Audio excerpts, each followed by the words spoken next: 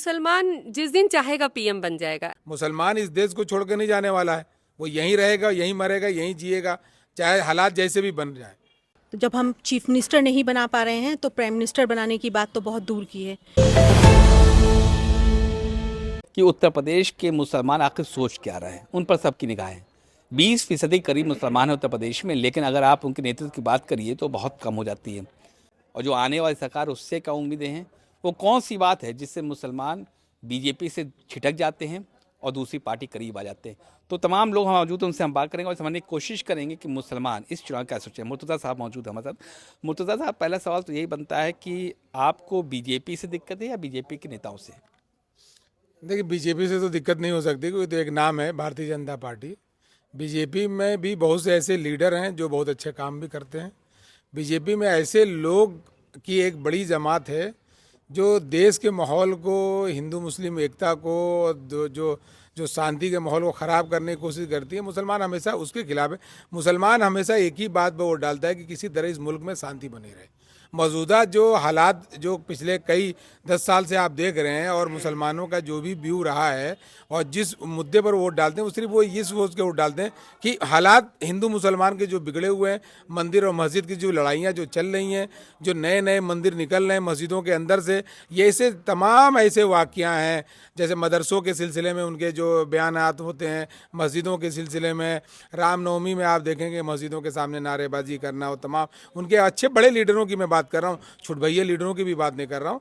ऐसे लीडरों से ऐतराज है, बीजेपी से कोई ऐतराज नहीं। मतलब अगर ऐसे नेता बीजेपी में ना हो तो आपको बीजेपी को वोट करने में कोई दिक्कत नहीं? देखिए, आप क्या देखते हैं, तमाम कांग्रेस के बड़े बड़े नेता बीजेपी में चले गए। पहले तमाम मुसलमान उनको वोट देते थे, तमाम सापा के नेता चले गए बीजेपी के अंदर, बीएसपी के पूरी बीजेपी में ही हो गई है। तो हमें किसी पर्टिकुलर इंसान से कोई ऐतराज़ नहीं है, जो वो बोलता है वो करता है, उससे ऐतराज़ रहता है कि इस देश के माहौल को ना बिगाड़े। मुसलमान इस देश को छोड़ कर नहीं जाने वाला है, वो यहीं रहेगा, यहीं मरेगा, यहीं जिएगा, चाहे हालात जैसे भी बन जाए। तो अब जब हमें यहीं रहना है तो हम किसी एक धड़े से बिल्कुल अलग होना भी नहीं चाहते हैं। आज बड़ी बता दें, बीजेपी से भी मुसलमान जुड़ रहे हैं, ऐसा नहीं है कि नहीं जुड़ रहे हैं। देखिए, ज्वाइनिंग भी कर रहे हैं। और ये अलग बात है कि बीजेपी मुसलमानों को ना टिकट देती है, ना उनको किसी तरह का कोई बड़ा पद नवाजती है, तो ये अलग बात है। मगर मुसलमानों का जो सोच है वो यही है कि इस देश का माहौल को बना रहे। माहौल को बना रहे। जनाब, आप बताइए कि जिस तरीके के बयानात आते थे, आपने बताया वो अलग है, लेकिन मुसलमान के मसाइल क्या हैं? क्यों नहीं मुसलमान तरक्की कर पा रहा है? जबकि हमारे प्रधानमंत्री कहते हैं सबका साथ सबका विकास, एक हाथ में कुरान एक हाथ में लैपटॉप, उसके बावजूद भी मुसलमान तालीम में पीछे, सोशल फैब्रिक से पीछे, क्या वजह? देखिए, अभी आपने एक बहुत महत्वपूर्ण सवाल करा कि मुसलमान तालीम में पीछे। एक छोटा सा उदाहरण आपको देता हूँ कि तालीम की शुरुआत कहाँ से होती है। विद्यालयों से होती है, मदरसे से। अभी माननीय हाईकोर्ट में एक मुकदमा चल रहा था जिसमें मदरसा एक्ट को असंवैधानिक घोषित किया गया। बाद में सुप्रीम कोर्ट गए, सुप्रीम कोर्ट ने उस पर जो स्टे करा सख्त टिप्पणी के साथ करा कि आपको धर्मनिरपेक्षता की एक बार फिर से व्याख्या सुननी पड़ेगी। तो अगर हमारे ऊपर ये इल्ज़ाम लग रहा है कि साहब हम तालीम में पीछे हैं, तो आप दूसरा पहलू ये भी तो देखिए, जो हमारी तालीम गाह है, जो हमारे मदारिस हैं, इंस्टीट्यूशन है, आप उस पर हमला कर रहे हैं। एक और मैं उदाहरण देता हूँ, रामपुर का जौहर यूनिवर्सिटी बनी, आपको आजम खान साहब से कोई दिक्कत थी, उस पर कुछ करते, मुसलमानों को उससे ऐतराज़ नहीं था। प्रॉब्लम तब हुई आपने जब हमला करना शुरू करा जौहर यूनिवर्सिटी पे। तो अगर आप एक तरफ तो हमारे ऊपर इल्ज़ाम लग रहा है कि हम तालीम में पीछे हैं या हम अपने निजी कारणों से पीछे हैं, लेकिन जब हम तालीम में आगे बढ़ रहे हैं, तालीम में आगे बढ़ने क्या है, आप इंस्टीट्यूशन होंगे, आप उसी को ख़त्म कर दे रहे हैं, तो मुसलमान फिर कहाँ जाएगा? लेकिन और भी तो स्कूल हैं, सरकारी स्कूल हैं, मिशनरी स्कूल हैं, उनमें भी तालीम हासिल किया जा सकता है। आप जौहर और मदरसों के पीछे क्यों? देखिए, बहुत अच्छा सवाल है। मैं इसका जवाब इस तरह से दूंगा कि आज जो शिक्षा नीति है, आप ये देखिए कि गरीब से गरीब आदमी भी अपने बच्चे को अच्छी शिक्षा नीति देना चाहता है। समान शिक्षा का अधिकार अभी लागू नहीं हुआ है। हर साल सिलेबस बदलते, इतनी हाई लेवल पर फीस है, जो ये आम जनता की समस्या है, इससे मुसलमान अछूता नहीं है। तो मदरसे में क्या होता है कि कम पैसों में उनको अच्छी शिक्षा मिल जाती है। तमाम, मैं आपको उदाहरण दे सकता हूँ, उत्तर प्रदेश में तमाम ऐसे सिविल सेवा में चयनित हुए हैं जो मदरसे से फारिग होकर बच्चे निकले हैं। तो मुसलमान के लिए सस्ती शिक्षा का जो एक रास्ता है वो मदरसे के जरिए निकलता है। मतलब दीनी तालीम ज़्यादा होती है? नहीं, ऐसा नहीं है। आप मदरसे में सर्वे करिए, वहाँ पर उसी तरीके से, हाँ, दीनी तालीम एक हिस्सा है, वहाँ पर मॉडर्न पढ़ाई भी पढ़ी जाती है, साइंस है और जो मैथ्स है या जो भी मॉडर्न सिलेबस है वो, हाँ उसमें ये ज़रूर है कि बाकी स्कूलों के मुकाबले में जहाँ आप जाते हैं वहाँ दुनियावी पढ़ाई, वहाँ पर दीनी तालीम भी पढ़ाई दीनी जाता है। तालीम भी ये पढ़ाई जाती है, मदरसे में दीनी तालीम के साथ दुनियावी तालीम भी होती है। लेकिन मोदी साहब का एक काम है, वोट उस पर खूब मिलता है, खूब चर्चा होता है, ट्रिपल तलाक का। हलीमा नाम है आपका, तो हलीमा से आप ये समझने की कोशिश करता हूँ, जो ट्रिपल तलाक से मुस्लिम औरतों को कितना फ़ायदा हुआ? ट्रिपल तलाक से मुस्लिम औरतों को फ़ायदा होगा, मतलब पहले तो तलाक हो तो उसके बाद उसके फ़ायदे गिनाए जाएं। आपने शादियों पे फोकस नहीं किया, आप इतनी लड़कियां शादी के लिए बैठी हैं, आपने उन पे फोकस नहीं किया। वो आपने तो लड़कियों के- शादी कराने की योजनाएं भी चल रही होगी सरकार में। हाँ, शादी कराने की योजनाएं चल रही हैं, सामूहिक एजुकेशन विमेन अपलिफ्टमेंट की बात करी जाती है, लेकिन मुसलमान औरतों के लिए अपलिफ्टमेंट के लिए कौन से रास्ते आपने फराहम किए? आपने कोई फराहम नहीं किया। उसके बाद में आप ट्रिपल तलाक पे ही क्यों आए? ट्रिपल तलाक एक एजेंडा था, उसको आपने जानबूझ करके इम्प्लीमेंट किया। क्यों? इसलिए किया ताकि आप मुसलमानों को एक तरीके से फोकस मतलब उस पर आप नकेल डाल सकें, और हमें हमारे जो शरई जो मतलब इश्यूज़ हैं उनमें आप जो है दखल अंदाज़ी कर सकें। लेकिन ट्रिपल तलाक का जो मुद्दा है उससे औरतों को हाँ फ़ायदा ये हो सकता है कि जो लोग जो आदमी बग़ैर सोचे समझे और औरतों को मतलब डिग्रेडेड समझ करके जो तलाक दे देते हैं बग़ैर सोचे समझे, हाँ उसमें आप ठीक है, वहाँ तक ठीक है, मैं ये नहीं कहती कि ये बिल्कुल गलत है, लेकिन ये सही भी है। लेकिन आपको इतना बड़ा एजेंडा ये था नहीं जितना बड़ा एजेंडा इसको बनाया गया। इसके अलावा बहुत सारे एजेंडे थे लेडीज़ को लेकर के, जिसको कि आप आगे तरजीह देते तो शायद मेरे ख्याल से आप जैसे कौन से एजेंडे? आप पढ़ाई के ऊपर फोकस करिए, वो तो है ही ऑलरेडी, हाँ, सबको तो पढ़ा। आप जॉब्स के लिए फोकस करिए, आप स्किल नहीं, बात नहीं समझ में आती है जब आप ये बात कहती हैं बीइंग अ मुस्लिम की आप जॉब पर फोकस करिए। इस पर सरकार काम कर ही रही है, रोज़गार के अवसर पैदा करना है। आप जैसे आप गरीब हैं तो घर भी आपको मिल रहा है, आपको अगर उज्ज्वला योजना है तो सिर्फ हिंदू या मुसलमान के तो नहीं, सबके लिए, तो उसमें तो सारी मुस्लिम कवर भी हो जा रही है ना। नहीं, मेरा कहने का ये मतलब नहीं है कि फोकस नहीं किया जाता, फोकस किया जाता है, मगर प्रॉब्लम ये है कि आप पर्टिकुलरली वहाँ फोकस करते हैं जहाँ आपको फोकस करना होता है। आप उन एरियाज़ को छोड़ दे रहे हैं जहाँ इनकी सबसे ज़्यादा ज़रूरत है। उन एरियाज़ को आप फोकस करिए जहाँ पर, अब जैसे मुस्लिम वुमेन हैं, बहुत सारी औरतें हैं जो घरों में काम करती हैं या बहुत छोटे स्तर पर अपनी मतलब अपना जीवन यापन कर रही हैं। लेकिन अगर आप उनकी उस जगह पे अगर आप अपने ये देखें कि अगर हम उन्हीं लड़कियों को या उन्हीं औरतों को हम स्किल ट्रेनिंग दे करके हम उनको कुछ ऐसा दे दें कि रोज़गार के रास्ते उनके लिए खोल दें, और ये जो नारी शक्ति लोन और ये सब जो बैंक्स की तरफ से फैसिलिटीज़ आ रही हैं, क्या इनका हक मुस्लिम औरतों को नहीं है? क्या उनको नहीं मिल पा रहा है? नहीं, आसानी से तो नहीं मिल रहा है। उसके लिए डॉक्यूमेंटेशन जो आपने किए हैं उनको ईजी डॉक्यूमेंट किसी के लिए है, वो सबके लिए डॉक्यूमेंट है। बिल्कुल है। तो इसमें धर्म जाति कहाँ से आ गया? धर्म जाति नहीं आती है, मैं ये नहीं कह रही हूँ कि धर्म जाति आ रही है, मगर आप ये समझिए जिनके पास खाने को नहीं है उनके पास डॉक्यूमेंटेशन की फैसिलिटी मुहैया कराना, आप ये तो आपको रिप्रेजेंट करना पड़ेगा ना। अगर आप चाहते हैं कि कोई पर्टिकुलर सोसाइटी का कोई ऐसा हिस्सा है जो कि छूट गया है या पीछे छूट गया है, तो आप आगे बढ़िए ना, आप आगे ज़्यादा बढ़िए, थोड़ा हाथ और लंबा कीजिए और उन्हें निकालिए उस भंवर से। लेकिन उस तरीके का ये सिर्फ एजेंडा रह गया है। मुझे लगता है कि ये सिर्फ इलेक्शन एजेंडाज हैं जिनके थ्रू आप सिर्फ वोट बैंकिंग जनरेट करते हैं, और बाकी उसका कोई खासा इम्प्लीमेंट मुझे नहीं लगता नहीं होता। तो ट्रिपल तलाक महज एजेंडा था, ऐसा कहना है हलीमा। धमाका साहब, आपसे समझना चाहूँगा, नाराज़गी बहुत है बीजेपी लेकर, जितनी बात हुई, अब ये आप मुझको बताएं कि ऐसा भारतीय जनता पार्टी क्या करे जिससे कि हर मुसलमान को यकीन हो सके कि हाँ वो पार्टी उनके लिए भी सोचती है, उनके लिए भी करना चाहती है। सवाल आपका ठीक है कि भारतीय जनता पार्टी क्या करे। भारतीय जनता पार्टी को अच्छी तरह से मालूम है कि वो उसको क्या करना चाहिए, लेकिन वो हमेशा उल्टे रास्ते पे चलती है, जो हाँ बिल्कुल मुस्बित चलने की बजाय मनफी चलती है। और ये कोई मतलब मैं ख्याली बात नहीं कर रहा हूँ या मैं ऐसी बात नहीं कर रहा हूँ, बल्कि ये वज़ीर आज़म के जुमलों से पता चलता है कि कपड़ों से आप पहचान लीजिए। ऐसा नहीं है कि उन्होंने एक तरफ, आपने अभी जिक्र किया था कि एक हाथ में कुरान एक हाथ में लैपटॉप होना चाहिए, तो फिर इसको करेगा कौन? इसको करेगी तो गवर्नमेंट ना।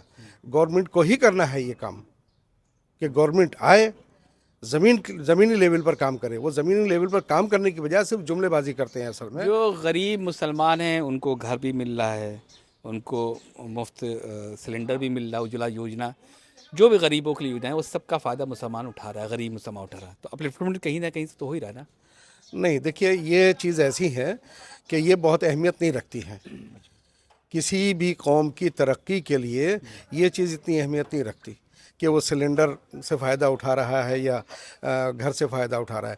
इसमें बहुत कम परसेंटेज है। असल ये है कि कौम की तरक्की का राज किस चीज़ में है।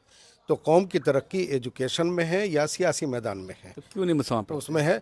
मुसलमान क्यों नहीं पढ़ता? किसने कहा कि मुसलमान नहीं पढ़ता?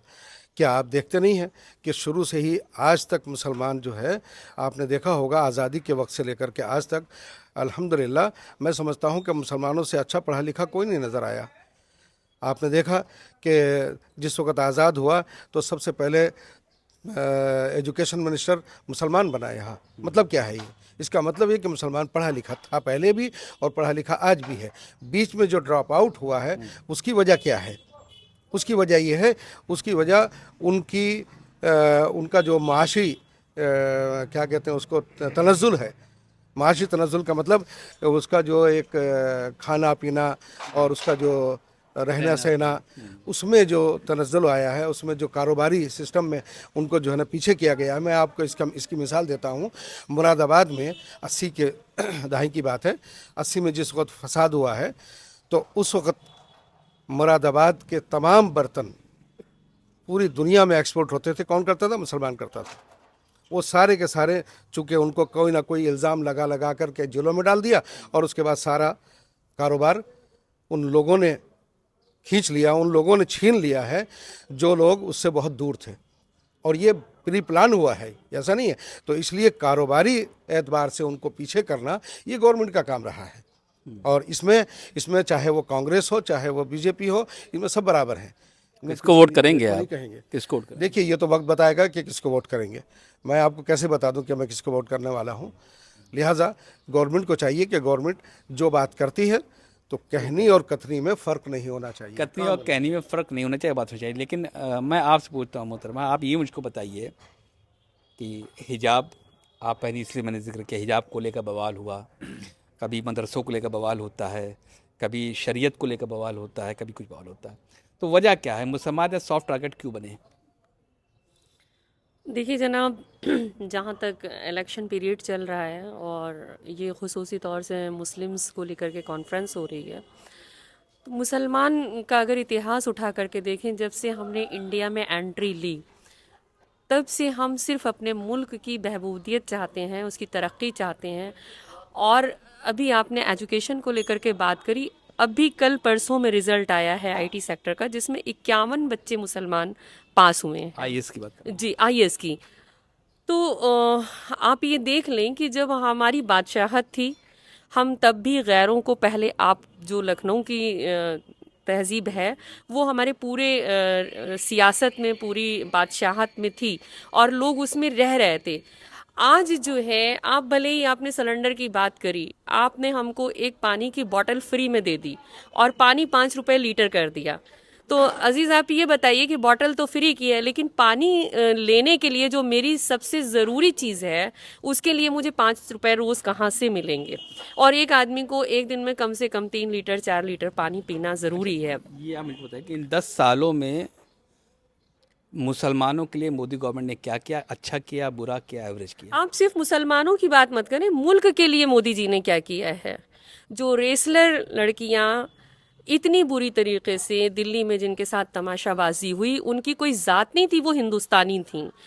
उनके साथ गलत काम करने वाले आज बीजेपी के संरक्षण में हैं। आप मुसलमानों की तो बात ही छोड़ दिए, मुसलमान तो कल भी पंचर साट के अपने बच्चे पालता था और वो आगे भी पाल लेगा। क्यों ऐसा सोचते हैं आप? क्यों हम आगे बढ़ने की इसलिए बात सोचते हैं क्योंकि हम सिर्फ वादहु ला शरीक के ऊपर यकीन रखते हैं और हमें किसी चीज़ से डर नहीं लगता। अगर ये दर्शाया जाता है टीवी चैनलों पे बैठ करके कि हम किसी एक की मॉब लिंचिंग करके मुसलमान को डरा रहे हैं, या हम मणिपुर में कुछ ऐसा कर रहे हैं, हम आसाम में कुछ कर रहे हैं, हम बांग्लादेश में मुसलमानों को परेशान कर रहे हैं, हम किसी एक हिजाब वाली औरत को पकड़ लेते हैं हैं। अभी आपने देखा होगा, ये हमारे मुल्क की तहजीब नहीं थी कि कोई शख्स अगर होली के दिन मोटरसाइकिल से किसी काम के लिए ज़रूरी तौर से निकला है तो 10-20 आवारा लड़के उसको पकड़ लें और उसके ऊपर रंग डाल दें। बेशक होली एक रंगों का त्यौहार है, खुशियों का त्यौहार है, लेकिन जो खुशी से आपके साथ शरीक हो आप उसको शरीक करिए। ये क्या मतलब है कि आप पकड़ के उसके ऊपर रंग डाल दीजिए और फिर टीवी चैनल पे इस पे डिबेट हो। बात मुल्क की बहबूदियत करिए। इस वक्त जो है मुल्क को जरूरत है कि बीजेपी हटाओ और देश बचाओ। इस टाइम ना बुरखे की ज़रूरत है ना हमारी एजुकेशन की, हमारे जो नसीब में होगा हम कर लेंगे। वक्त है इस टाइम ज़रूरी ये कि सबसे पहले जो 80% जनता है वो ये देखे कि उनका कितना बड़ा नुकसान हो रहा है। हमारे नुकसान के धोखे में वो लोग अपना नुकसान ना करें। हम तो कल भी अल्लाह के ऊपर थे और आज भी हैं और इंशाल्लाह आइंदा भी रहेंगे। आइंदा भी रहेंगे। लेकिन जनाब मुझे मुर्तज़ा साहब ये बताइए कि सियासी तौर पर मुसलमान क्यों इतना पिछड़ गया। यूपी की हम बात कर लेते हैं, कई ऐसी कॉन्स्टिट्यूंसीज़ है जहाँ पर मुस्लिम डिसाइसिव है, वो जिसको चाहे उसको सांसद बना सकते हैं, विधायक बना सकते हैं, उसके बावजूद भी सिफर। देखिए ऐसा ना कि ये सियासी एतबार से भी बड़ी प्लानिंग होती है। अभी आपने बीएसपी का नाम सुना होगा, अब तो गायब होता जा रहा है धीरे धीरे। तो उनका एक ही एजेंडा है, क्योंकि वो बीजेपी के साथ उनकी मजबूत सांठगांठ भी हो चुकी है। जहाँ पर भी इस तरह की सीटें हैं जहाँ 52 या 40 या 35% मुस्लिम है, वहाँ पर वो बीएसपी की तरफ से एक मुस्लिम कैंडिडेट आ जाता है। ओवैसी का भी जिक्र आता है। नहीं, ओवैसी का भी जिक्र आता है, ओवैसी साहब भी आते हैं और वो भी अपने कैंडिडेट करते हैं। वो लोकतंत्र में सबका अपना अधिकार है कि वो अपना कैंडिडेट खड़ा करे, खुद भी अपने आप को खड़ा करे, वो अलग बात है। मगर जो ये प्रोपगंडे के तहत जो कैंडिडेट खड़े किए जाते हैं, असल नुकसान ये पहुंचाते हैं और ये प्लानिंग के तहत ही होते हैं। जिन सीटों पर भी किया जाता है उन सीटों पर भी अभी आप वोटर लिस्ट के सिलसिले में आप देखेंगे तो 20% नाम काटने का आदेश आया था और वो काटे भी गए बड़ी पैमाने पर। ये अलग बात मुसलमानों है। का? ये नहीं, ये तो एक सिस्टम है उनका, 20-25% वोट काटना है हर बार। और किसका नहीं छोड़ना। किसका? चुनाव आयोग का ही। अगर आप चुनाव नहीं, आयोग वो तो फॉर्मेलिटी प्रोसीजर के है। तहत नहीं, वो तो एक सिस्टम के तहत वो तो टारगेट करते हैं। जैसे आपने विधवा पेंशन की बात की, उजाला योजना की बात की, आप रेशियो निकालिए, 5% मुसलमान उसका फायदा नहीं ले रहा, 2% फायदा नहीं ले रहा।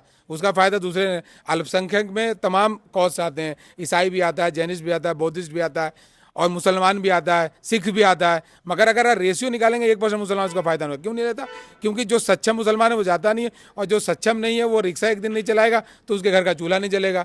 तो अब वो जो है वो सब प्री प्लान्ड है, उनका सब कुछ मामला फिट है, वो जाके ले आते हैं। आज राशन की दुकान में भी देख लिए, ठीक ठाक लोग भी राशन उठा रहे हैं, मुसलमान नहीं जाता है। मुसलमान के अंदर गैरत रहती है, अगर वो उसका हकदार नहीं है तो जल्दी जाता नहीं उसके करीब में। तो ये जितने भी आप सरकारी पॉलिसी की बात कर रहे हैं कि सबको मिलती है, सबको ये बताइए, नहीं मिलती है। ये बताइए कि जो राहुल अखिलेश एक साथ खड़े हुए हैं, कुछ फ़ायदा उनको मिलेगा? देखिए, राहुल अखिलेश एक साथ खड़े हुए हैं, फ़ायदा मिले ना मिले वो अलग बात है, मगर जुल्म के खिलाफ खड़ा होना भी ज़रूरी है। क्योंकि हमने एक बात आपसे कही कि मुसलमान का एक ही मानना है कि इस मुल्क में हमें रहना है, इसी मुल्क में हमें जी रहे हैं, इसी मुल्क में हम मरेंगे, यहीं हमें दफन होना। तो मुसलमान का एक ही टारगेट रहता है किसी तरह इस मुल्क का माहौल बना रहे, शांतिपूर्वक बना रहे, अमन और चैन बने रहे। ये एक उसका मेन मोटिव रहता है, बाद उसका कोई दूसरा कोई मोटिव रहता है। चलिए, आपने तो बता दिया बीजेपी हटना चाहिए, तो राहुल अखिलेश गठबंधन जो उसको फ़ायदा मिलेगा। आप बताइए कि आज के सियासी दौर में गठबंधन को फ़ायदा पहुंचेगा? गठबंधन से सिर्फ इतना फ़ायदा पहुंच सकता है कि जो डाइवर्टेड वोट है जो इधर उधर जाता था वो थोड़ा सा स्ट्रीमलाइन होकर के एक ही तरफ जाएगा। आप क्या कहते हैं? एक बात मैं बता दूं जी सर, जी। ये एनडीए प्लस भारतीय पॉपुलेशन का इलेक्शन है। आप इसको किसी गठबंधन या उसको लेकर नहीं, के एनडीए के खिलाफ नहीं, गठबंधन ये खड़ा मैं। जनता खुद मन बना चुकी है कि हमें किसको लाना है और किसको हटाना है। अब जाहिर सी बात है जो फील्ड में उतरा है लोग उसी को वोटिंग करेंगे। उसको वोट करेंगे। आप बताइए। देखिए, राजनीति में जो जितने भी राजनीतिक दल हैं सबका एक परंपरागत वोट होता है, बेस वोट होता है, ठीक है। कांग्रेस का भी बेस वोट होता है और जो है समाजवादी पार्टी, बसपा, सबका एक बेस वोट होता है। लोकसभा चुनाव बीजेपी को वोट करेंगे आप कभी? किन हालत में कर सकते हैं ये बताइए। इसका मैं जवाब इस उदाहरण से दूंगा कि 90 के दशक में सबसे ज़्यादा जो मुसलमान को दूरी थी वो शिवसेना से थी। आज मुसलमान की महाराष्ट्र में ये हाल है कि वो दुआ करता है कि शिवसेना की सरकार बन जाए। सच कह रहा हूँ मैं, दुआ करता है मुसलमान की शिवसेना की सरकार बन जाए। क्यों बन जाए? मुसलमान, अभी मुर्तज़ा भाई ने कहा, मैं फिर उसी बात को आगे और बढ़ाते हुए ले जाऊंगा। मुसलमान कभी भी व्यक्तियों का विरोध नहीं करता है, मुसलमान विरोध करता है वैचारिक मतभेद का और विचारधारा का। बीजेपी की विचारधारा बन जाएगी, बदलेगी तो जैसे बाकी लोगों को करता है तो उनके साथ भी चले, मुसलमान को एतराज नहीं। और दूसरी बात, सवाल जो आपने पूछा मैं उसका भी जवाब देता फिरता हूँ। इस गठबंधन में मुसलमान के लिए या जो दूसरे जो हैं, जो विधानसभा में अलग पैटर्न से वोट करते थे लोकसभा में, उनके लिए आसान हो जाए, वो जिसको वोट करें, मैं नाम नहीं लूंगा किसी का, वो जिसको वोट करना चाहे, उनके सामने एक खुला ऑप्शन है कि भाई ए और बी, आप ए को चुन लें या बी को चुन लें। तो बी को जो ज्यादा तादाद चुनने वाले बी को चुन लेंगे, जो ए के चुनने, अब कंफ्यूजन नहीं होगा, कंफ्यूजन नहीं है। बस ये बात। तो अच्छा जनाब, आप ये बताइए कि कभी बीजेपी वोट करेगा मुसलमान, किन हालात में करेगा? देखिए, जिस दिन बीजेपी जो है सांप्रदायिक चीज़ को छोड़ देगी, मुसलमानों को रोज़गार से जोड़ेगी, नौकरियों में देगी, आरक्षण देगी। अब आप अभी बात कर रहे थे कि मुसलमान सरकारी नौकरी में नहीं आ रहा, तालीम में पिछड़ा है। हम कह रहे हैं 4th क्लास में कौन सी तालीम की ज़रूरत है? मुसलमान क्या हट्टे कट्टे नहीं होते हैं? आपने अभी कहा कि चलिए बड़े ऊंचे पद पे न रखिए, लेकिन 4th क्लास में, चपरासी में, अर्दली में, क्या उसमें भी मुसलमान जो है वो इस काबिल नहीं है कि जो है उसको रखा जाए? ये एक जो है पूरी तरीके से सोची समझी स्कीम है, चाहे कोई भी पार्टी हो। मतलब अगर मिजाज बदल ले बीजेपी तो तो जिस तरीके से अभी हमारे कलीम भाई ने कहा, मुर्तज़ा भाई ने कहा, यहाँ मुसलमान जो है वो सिर्फ अमन और शांति देखता है कि अमन शांति जो है वो कौन पार्टी लाएगी। आज जो जिससे देखिए कांग्रेस को क्यों लोकसभा में देती है और विधानसभा में नहीं देती है? क्योंकि बड़ी पार्टी है, सोचती है कि सपा वाले या बसपा वाले अगर इनको हम देंगे तो ये जाकर के फिर कांग्रेस से मिलेंगे, तो इसलिए कांग्रेस को वो सपोर्ट करती, वोट देती है लोकसभा में। विधानसभा में जो है इसी तरीके से जो है वो जानती है कि ये हमारे साथ में लोग हैं, तो सपा में देती है। आप बताइए कि वो वक्त कब आएगा जब मुसलमान बीजेपी को वोट करेगा? वो अपनी विचारधारा चेंज करें, वो अपना देश में क्या शांति। दिक्कत है उनको विचारधारा से? अब विचारधारा से क्या, जहाँ मॉब लिंचिंग, अकेला कोई हो उसको 4 लोग पकड़ के जो मॉब लिंचिंग करते हैं, गवर्नमेंट उस पर ध्यान नहीं देती है, बाद में उनको छोड़ देती है, केस होता है, जेल जाते हैं, उसके बाद उनको छोड़ दिया जाता है। किसके किसके उस पर गवर्नमेंट की रहती है ना उसमें। आप बताइए कि बीजेपी क्या करे कि मुसलमान उसको वोट करे? बीजेपी कुछ कर ही नहीं सकती। जिसके विचार सवारकर गवारकर वाले हों, गोडसे वाले हों, उसकी विचारधारा पे अगर पार्टी चल रही हो तो वो कुछ नहीं कर सकती। ये अटल बिहारी के जो हमारे प्रधानमंत्री थे उनके जिगरा था, जो उन्हीं ने शासन चलाया और सबको एक मुख्यधारा से जोड़ के रखा था। वो अब दम नहीं रहा है भारतीय जनता पार्टी में। और भारतीय जनता पार्टी अब भारतीय जनता पार्टी नहीं है, आरएसएस की पार्टी है। और जो आरएसएस की विचारधारा पे काम करेगा वही प्रधानमंत्री और वही शासन में बना रहेगा। आप बताइए जनाब, क्या करे ऐसी भारतीय जनता पार्टी कि उसको वोट करे मुसलमान? देखिए, ये सवाल आप कई लोगों से कर चुके हैं और जवाब भी मिल चुका है, और मेरा भी यही जवाब है कि अपनी विचारधारा, अपने नज़रियात को चेंज करना पड़ेगा। आरएसएस की विचारधारा को, आरएसएस के नज़रियात को छोड़ना पड़ेगा उसको। मोदी जी कहते हैं सबका साथ सबका विकास। ये सब झूठ है और सब जुमला है और कुछ भी नहीं है। जुमला है, ये सब जुमला है और कुछ नहीं है। देखिए, अटल बिहारी वाजपेयी जो है वो ये इतनी प्रोपगंडा नहीं करते थे कि सबका साथ सबका विकास और सारी चीज़, लेकिन अटल बिहारी वाजपेयी को मुसलमान ने क्यों लाइक किया? 77 के इलेक्शन से लेकर के अटल बिहारी वाजपेयी वाहिद आदमी ऐसे थे, उनकी शख्सियत थी कि मुसलमान उनके साथ जुड़ा हुआ था। चाहे लखनऊ से लड़े हों, चाहे बलरामपुर से लड़े हों, कहीं भी लड़े हों, तभी जीते वो। बलरामपुर भी जो है वो करीब 40% मुसलमानों का गढ़ है, लेकिन उसके बावजूद जीते। तो जब तक के जो है कोई, या राजनाथ सिंह है, राजनाथ सिंह में वो लेवल, वो चीज़ नहीं लगती है कि ये जो ज़्यादा सांप्रदायिक है तो मुसलमान उन्हें सपोर्ट करता है। लेकिन अगर कोई मॉब लिंचिंग करे और पकड़ा जाए, उसके बाद उसका स्वागत करके फूल माला से बलात्कारियों को जो है किया जाए, तो मुसलमान को, गुजरात की बात कर रहा है, गुजरात नहीं, यहीं अभी तमाम लोग आप देखिए, जो भी तो ऐसे हुआ था। जो लोग जो है मुसलमान को परेशान करते हैं और जेल में जाते हैं, जब छूट के आते हैं तो उनका ऐसा स्वागत होता है जैसे बहुत बड़ा वीर योद्धा बन करके वो आए हैं, तो भगत सिंह हो गए हैं। तो इसलिए जो है जब तक कि वो अपनी विचारधारा नहीं बदलेगी, उनको ये समझते हैं कि जो है मुसलमानों को डराओ, खौफ ज़्यादा, तो जो 90% 80% का हिंदू है, जो 20% को खुश करने के लिए सबको इस तरीके से उनका साथ देते हैं, कहते हैं कि मुसलमान को जो है खुश न देखो, तो ये लोग अपने आप हमसे जुड़ जाएंगे। बस यही मामला है। लीडर होना चाहिए, राजनाथ जी जैसा लीडर होना चाहिए। हाँ जी, इसको मुस्लिम लाइक भी करता है, उनको वोट भी करेरेगा। ऐसे नेता मुसलमान क्यों नहीं चुनते आप अपना नेता? अब मुसलमान में आपस में कमियां हैं, हम लोग आपस में कोई बना ही नहीं पा रहे हैं।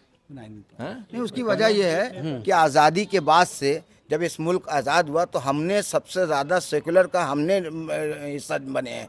हमने कभी भी किसी को जो भारत के प्रधानमंत्री बने, मुख्यमंत्री बने, हमने हमेशा उनका सहयोग दिया। अगर हम शासन चाहते हैं, देश के अंदर हुकूमत करना चाहते हैं तो बहुत हमारे पास आज भी ऐसा बात नहीं है, मगर हम लोग प्यार मोहब्बत एक साथ के मिल के रहना चाहते हैं। इसकी वजह से हम लोगों ने इस पर ध्यान नहीं दिया। आखिरी छोटे जिस जी देश का मुख्यमंत्री, एक सूबे का मुख्यमंत्री जेल में है और आप ये पूछना चाहते हैं कि मुस्लिम उन्हें वोट कैसे करें, तो मुस्लिम तो हमेशा से सेकुलर रहा है, वो अच्छों के साथ है। और बीजेपी ईडी का दबाव बनाकर अच्छे लोगों को, शिबू सोरेन है, अखिलेश जी हैं और आपके ममता बनर्जी हैं, इन सब को ज़बरदस्ती गीदड़ भपकियां दे दे के अपने कटघरे में रखे हुए हैं और लोगों को, जनता को ये बता रहे हैं कि ये सब मेरे कंट्रोल में आ गए तो मुझे वोटिंग करो। तो ठीक है कि वो हमारे रहबर लेके चले गए होंगे, लेकिन जनता अभी आज़ाद है। जनता आज़ाद है, लेकिन मुसलमान पीएम कब बनेगा? मुसलमान जिस दिन चाहेगा पीएम बन जाएगा। ऐसा नहीं कि मेरे पास रहबर नहीं है, लेकिन हम सेकुलर हैं। अखिलेश यादव जी भी हिंदू हैं और मायावती जी भी हिंदू हैं और हमारे पीएम जी भी हिंदू हैं। हम हिंदू मुसलमान की बात नहीं करते, हम देश की बहबूदियत की, तरक्की की और वहाँ विकास की बात करते हैं। हमको भूख नहीं है पीएम बनने की या यहाँ मुख्यमंत्री बनने की। हम सिर्फ 2 रोटी कमा के सुकून से अपने बच्चों को पालने के लिए। आप बताइए कि मुसलमान पीएम कब बनेगा? ये एक सवाल है, मेरे ख्याल से आज़ादी के बाद से अब तक मुसलमान अपने आप से पूछ रहा है कि हमारा पीएम कब होगा या हमारा रिप्रेजेंटेटिव कब होगा। तो जब हम चीफ मिनिस्टर नहीं बना पा रहे हैं तो प्राइम मिनिस्टर बनाने की बात तो बहुत दूर की है। पहले हमें ही स्ट्रीमलाइन करना पड़ेगा अपनी कम्युनिटी को और अपने यहाँ एक लीडर कायम करना पड़ेगा, जो लीडर हमें आगे लेके चले और उसकी रहबरी में हम कुछ ऐसा कर जाएं कि। अच्छा ये बताइए, आज़म साहब पे भरोसा नहीं है, ओवैसी साहब पे भरोसा नहीं है और तमाम मुस्लिम नेता हैं, उन पे भरोसा नहीं है। किसको? मुस्लिम समाज को। ऐसा तो नहीं, कभी कहाँ बिल्कुल भरोसा है, नहीं तो भरोसा। इतने ना आज़म साहब सीएम बन पाए, ना ओवैसी साहब पीएम बन पाए, सांसद तो हैं वो, ना ही और भी तमाम मुसलमान, तो ना सीएम बन पाए तो पीएम तो बहुत दूर की बात। ऐसा भी आपने कहा। देखिए, लोकतंत्र में राह चलते किसी को उठा के तो नहीं बना दिया जाता है। मतलब कलेवर है ही नहीं मुसलमानों की पीएम नहीं, अभी मेरी पूरी बात आपने सुनी नहीं। मैंने कहा राह चलते उठा के नहीं बना दिया जाता है। लोकतंत्र में ये व्यवस्था है कि जो चुने हुए जनप्रतिनिधि आते हैं संसद में, वो अपने नेता चुनते हैं। अगर वर्तमान में बड़ा दल कोई चुना जाता है और उसका अध्यक्ष मुस्लिम होता है और सारे सांसद मिलके उसको प्रधानमंत्री के लिए करते हैं तो चुना जाएगा। कब ये मौका आएगा? बिल्कुल आएगा, धीरे धीरे आएगा। आदमी कर ही रहा है, आएगा। तो आज कौन सा नेता जो पीएम बन सकता है मुसलमानों में? देखिए, ये कहना तो बहुत जल्दबाजी होगी। अभी तो सबसे पहले जो हम संसद अपने चुन लें, संसद अपने चुन ले। तो ये कहना है यहाँ के लखनऊ के मुसलमानों का कि हमें एक ऐसी सरकार चाहिए जो सबको वास्तव में साथ लेकर चले। लेकिन सवाल ये बड़ा है कि वो मौका कब आएगा जब इस देश का एक हिस्सा खुद अपने हिसाब से अपने संसद को चुन पाएगा। लेकिन फिलहाल 2024 की बात है, देखते हैं कि मुसलमान किस तरफ जाता है, क्योंकि सबकी निगाह है। लेकिन साफ तौर पे मुसलमानों को सिर्फ इतना कहना है कि हम 2 रोटी खा के सुख हैं, खुश हैं, अगर हमका सोशल फैब्रिक बरकरार है। खुर्रम जामी, समाज लाइव, लखनऊ।